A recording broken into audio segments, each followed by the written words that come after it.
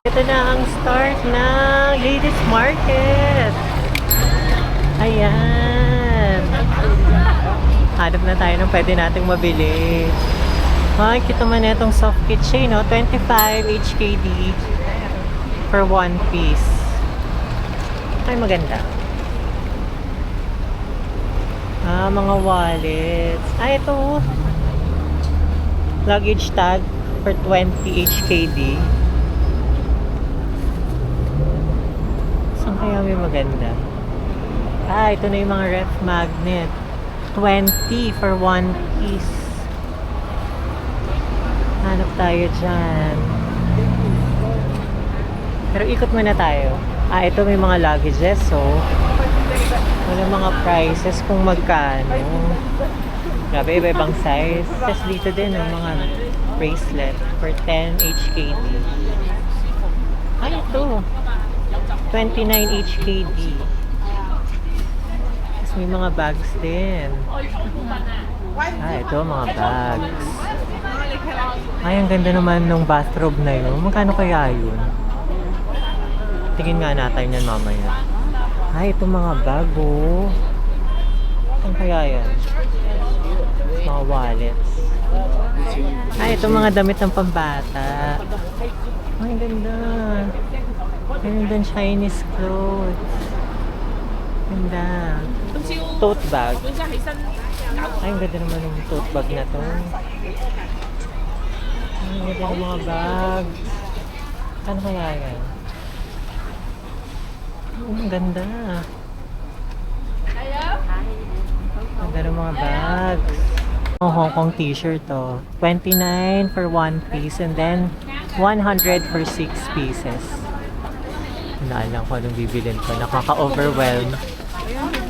Pero tingin pa tayo. Isang ref magnet lang naman ang plano kong bilhin. May mga wigs, so. Tapos mga lingeries. May mga pang sexy clothes. Yan, no? Overwhelmed dito, guys. Pare-pareho lang naman sila ng binibenta. Pero, puntahan muna natin siguro hanggang dulo. Tapos, tsaka pabalik tayo mamili. Para at least mapakita ko sa inyo kung ano yung mga pwedeng mabili dito sa Ladies Market. Yun, no? McDonald's, Starbucks, tsaka KFC. Cute. Ganda naman ang sparkling bag na to. How much? 180. Thank you. So pretty. Ayan, may mga prices dito. 239, 269. Ayan yung mga luggages. Ayun, may malaki. 339.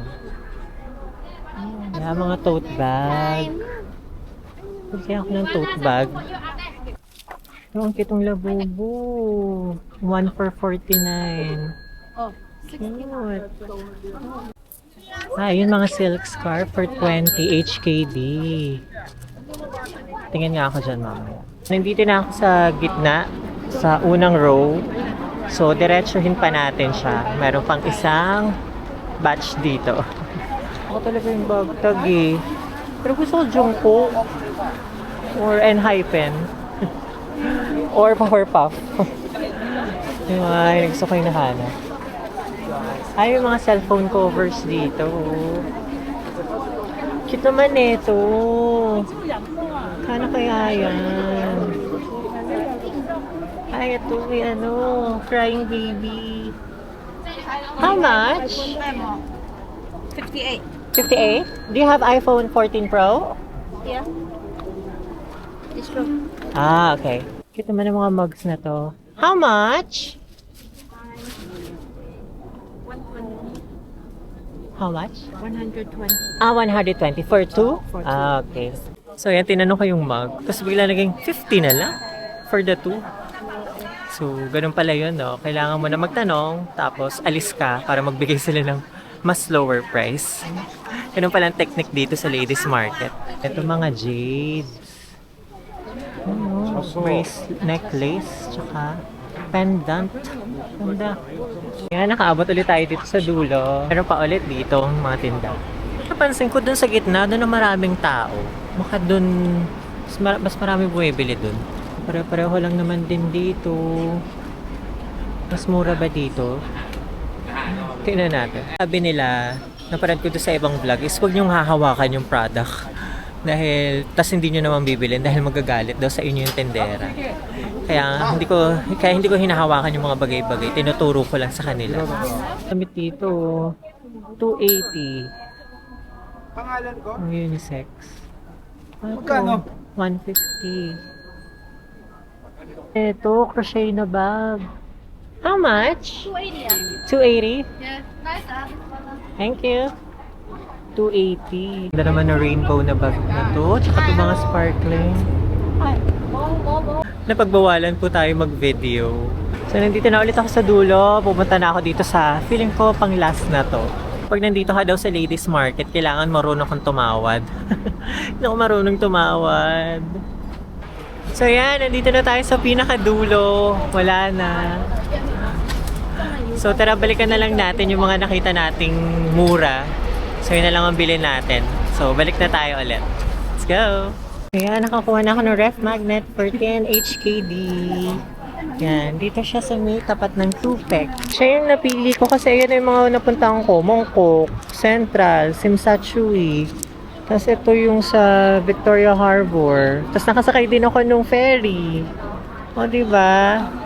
Ang saya. So, bumili na rin ako ng phone casing dito sa likod. Nasa 58 HKD siya. Cute naman eh, oh. So, nakakuha ko ng scarf for 40 HKD.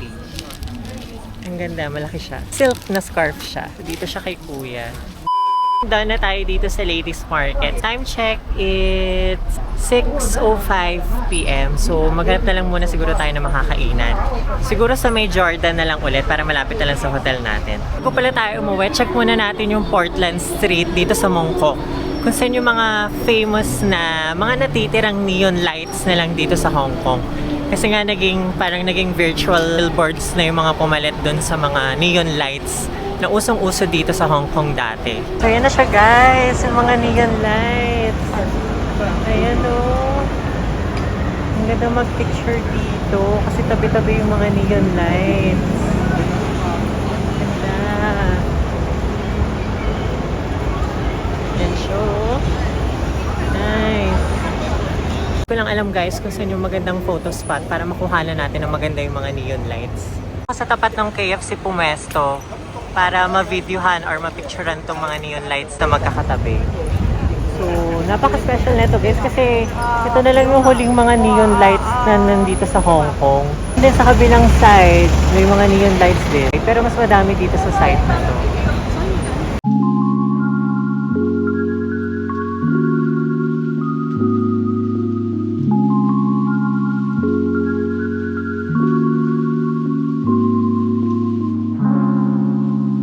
Handa na tayo dito sa Mongkok. Balik na tayo sa Jordan para makapag-dinner na tayo. Yan, nakita ko lang dito. Yung boyfriend ko nandito si Jungkook for Calvin Klein. OMG, yung gwapo. So dito ako bibili ng dinner guys. Sa 3 dishes and 1 soup. Pero for take-out lang pala siya. Wala siyang dine-in. So yun yung price niya guys. 32 for rice with 2 sides. Tapos 3 sides with rice is 38. Diba? Murang-mura. Yan yung mga choices. Grabing food guys. Ang dami. Tapos ayun yung serving nila oh. Ang dami. Grabe. Guys, bili na tayo ng dinner. So hotel na lang natin siya kainin since wala silang dine-in. Let's go back. So ito na yung nabili nating food. Grabe, ang dami ng serving niya. Ang laki. For 32 Hong Kong dollars. So, ano pala siya guys? Tofu. Tapos may broccoli, and then may chicken strip. Kain muna tayo.